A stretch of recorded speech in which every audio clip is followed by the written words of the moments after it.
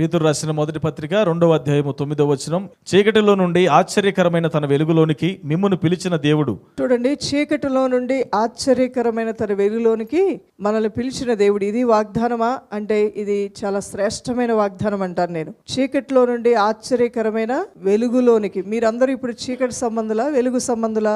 వెలుగు సంబంధులకి దేవుడు ఏర్పాటు చేసినటువంటి ఆశీర్వాదాలు ఎంతో గొప్పవి. అందువలన వెలుగు సంబంధులైన మీరు ఆ వెలుగయ్యున్న దేవుని ప్రత్యక్షతలో నుంచి వచ్చే ప్రతి ఆశీర్వాదము మీరు స్వతంత్రించుకుందరుగాక.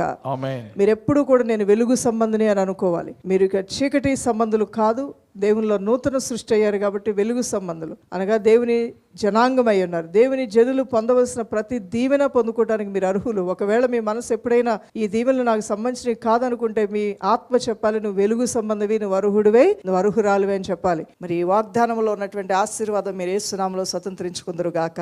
ఆమేన్.